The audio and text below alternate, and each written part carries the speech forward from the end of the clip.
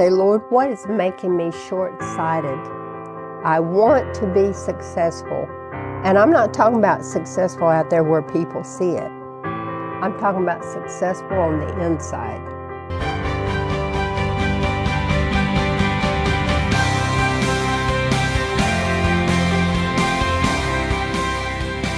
Hey, look what I got. I just got these pillows and these slippers. I got slippers for the whole family. You should have seen us that night. MyPillow.com. We were all laughing. We said, oh, I thought he just sold pillows, but guess what? He sells all kinds of things. Mike Lindell is absolutely awesome, and we need to support him because he supports our nation. And we believe in freedom, and he believes in freedom. And I'm telling you, he's a wonderful man, and we're so grateful to get all of his. He's got sheets and towels and all kinds of things. But like I said, you should have seen us with us, all of us putting our slippers on that night and these nice pillows. So it's MyPillow.com. Mike Lindell. Support him today. You're actually helping to support our nation and our freedom at the same time and be a blessing to your family and friends. Ministers in the making, finding out who you are, your destiny, and your purpose in life. You're going to enjoy this. And we're going to be doing some of these classes. We're going to start after the beginning of next year. And I just have some things. I'm just giving you some little tidbits of things that you're going to be learning that's going to help you be successful no matter what arena you're in, like Lance talks about, whatever one of those mountains you're on, so you can be successful. Everybody's called to the ministry of reconciliation.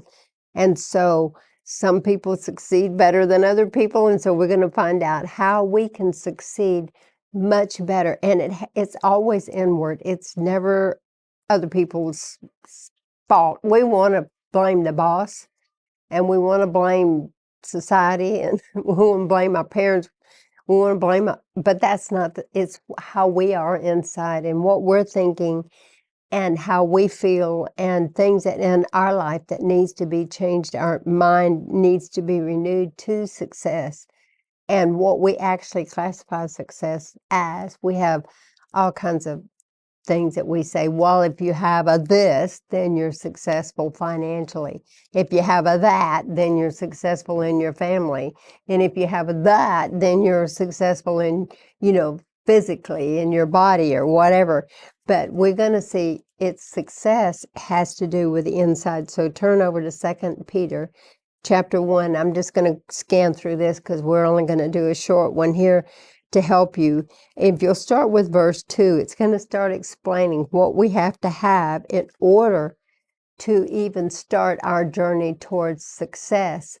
As far as anything you're going to do in ministry, it doesn't matter if you're going to do it as a fivefold ministry, if you're going to do it as ministry of helps in government, or if you're going to do ministry by having your own company or having your own whatever it is that you're doing out there on one of those mountains. So it starts, and here it says, grace and peace. We got to have that right to start with, which is the perfect well-being, all necessary good, all spiritual prosperity, freedom from fears and agitating passions and moral conflicts. Fear is a national problem right now. It's a problem in the church. We got to get to the place to where we have grace and peace operating to us, and we need to do this every single day, to where we're free from this fear and agitating passions. What happens to you when you get agitated? What are you agitated about? What you aggravated about? You got to look down on the inside and say, Father, why is there not peace in there? What's going on? Why don't I have the grace to work for this person? Or why don't I have the grace to do this particular thing that you've asked me to do? Why don't I have grace to accomplish this particular job? What's going on the inside of me that I tell me what this agitating passion is on the inside of me. Am I just running after money and that's all I can think about? Or is I just like, I have to stop everything in my life because I got to go eat. I have to go eat. Or if I got to stop everything in my life because I got to go do this. Or what is that thing is just eating at me on the inside? We need grace and we need peace. to be able to settle down so we can come to the place to where we're successful. Now, you watch what I'm saying to you. It's moral conflicts on the inside.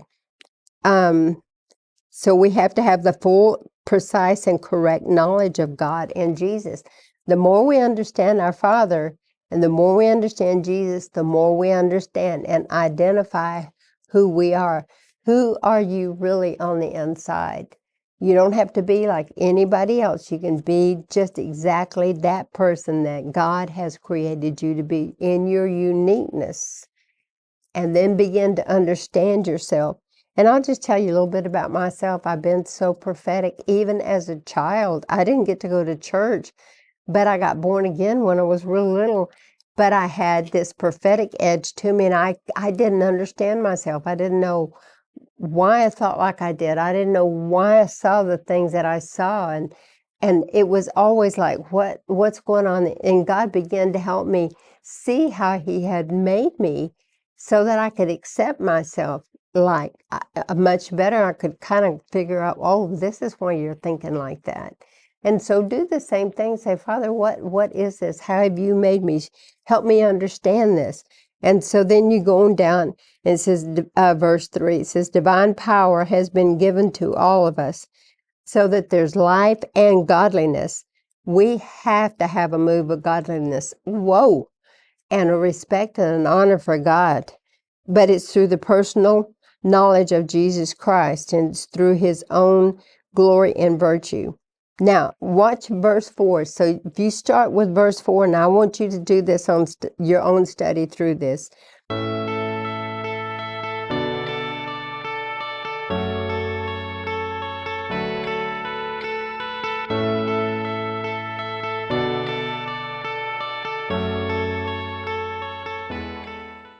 You go all the way through verse 10. So study each one of these. By means of what? His glory and His virtue, He has bestowed upon you precious and exceeding great promises. Those promises came because of His glory, because of His virtue, because He loves you. But we, through these precious promises, now watch this, we can escape by flight from the moral decay, the rottenness and corruption that's in the world because of, look at this, covetousness and greed. Let it sink in. Covetousness and greed. And we can become sharers of the divine nature of God. Then in verse 5, he starts saying we have to add certain things to our lives. We have to have more than, hey, I'm born again, I'm filled with the Spirit, and I can speak in tongues. Yay, yay, yay. There's things that we've got to add. If you just look at them in here, I'll go real fast. Diligence. Diligent, not being lazy, being diligent. Faith, virtue, excellence, knowledge, intelligence, self-control. Whoa, that's a big one. You know, one of the ways that you can do for self-control is to fast once a week. Maybe fast one meal, whatever you can fast. Fast two. I started that way back in 71. I started fasting on Tuesdays and Thursdays. Now, I'm not telling anybody else to do that. That's up to you. But just learn how to have some control. I mean, learn how to control how much you sleep. Learn how to control how much junk you eat, sweets and stuff. Just get some control here. Learn how to control your finances. That's big. Okay. Develop steadfastness, endurance, godliness, and then brotherly affection. And then, now this is amazing. Get down to verse 8. For these qualities are yours and increasingly abound in you. When they do, when these things start increasing, I just said, when they will keep you from being idle, and they will keep you from being unfruitful. Some of you are wondering why you're not bearing more fruit. Look in there and see what you need to add right here, okay? And so then we're going down to verse 9. For whichever one of us, it doesn't matter who it is, lacks these qualities is blind. You know, in Corinthians, it talks about that the God of this world has blinded the minds of those lest they believe. Isn't that interesting? So right here, if we don't have virtue, we don't have knowledge, intelligence, we don't have self-control, we don't have steadfastness, endurance. We're going to have endurance over these next months and weeks and days. We're going to have some endurance, man. You're going to have to be able to do it. Godliness. Wow, you hear about yuck all the time. Whew, goodness gracious. Anyway, if you lack, any of us, me, you, any of us lack these qualities. We're blind, short-sighted. Have you ever been blindsided by something? Could be because we're missing one of these guys down here that we got to add to our faith. Short-sighted, seeing only what is near to them. And you're oblivious to things that you don't see. We need in the body of Christ, we don't have people that are dealing with reality. If somebody comes up and talks to you about dealing with some reality, sometimes you get mad. If you get mad, that's a good indicator something's wrong on the inside that needs to be changed.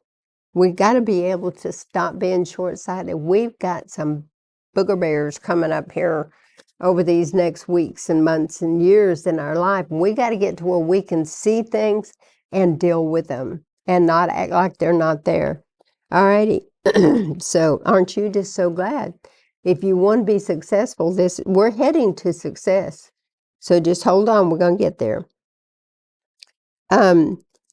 Be short-sighted, and you're oblivious to the fact that you've been cleansed from your old sin. Excuse me. Because of this, be all the more eager to make sure to ratify, to strengthen, and make steadfast your calling and election. If you do this, you will never stumble or fall. That's success. We add these things to our life. As we add these to our life, then we get to where we can see. And we can see that Jesus has made us in his image and his likeness. As we see that, we don't get blindsided. As we see that, we understand that, comprehend who Jesus is in us. We can begin to see the real us, who we really are. And right here, you will never stumble and you'll never fall. Have you ever thought what it would be like if you got up one day, every day, and you didn't mess up all day? You didn't say the wrong thing, you didn't do the wrong thing, didn't have the wrong attitude. You actually had a very success-filled day. This is God's understanding and revelation of success. You can get to that place. This is something that we will do for the rest of our life as long as we're here. I've been teaching out of this for, 40 years, I guess. And I work on these things right here. I go, God, which one of these do I need some more help right here. Which one of these do I need to work on? Sometimes it's brotherly affection. Sometimes it's, I need to be more, I'm pretty good at steadfast, but sometimes I need to be more steadfast. Just begin to look at them and say, Lord, what is making me short-sighted? I want to be successful. And I'm not talking about successful out there where people see it. I'm talking about successful on the inside. Because, we can be our own worst critic. We can just be so aggravated at ourselves. We put ourselves down, mad at ourselves because we feel like we failed. I'm telling you a way here. One translation says, you will never fail in life. Isn't this amazing? Never fail in life, where you're just like, wow, this is amazing. I'm not a failure. I'm successful in the eyes of God, and he is causing me to see that I have been successful in my own eyes. This is how to succeed. in any kind of ministry you do, no matter if it's inside the church or outside the church. This is true success in life. I hope this has helped you today to encourage you. These are the types of things that we're going to talk about in Ministers in the Making. And it's a lifetime. It's not something you just take one course and I've got it. It's over a lifetime. So let us know, email us, let us know if you're interested in these classes. We'll be sharing more of what we're going to be doing and what's all going to be involved in it. And so you'll want to get on the list. And we're just working toward getting our list built up right now so that we can get started sometime next year, early next year. So God bless you till I talk to you next. And make sure if y'all don't have the 2 books, you need to get these books right away. We need these ASAP. You need these right now for what's going on. God bless you. I'll talk to you next time.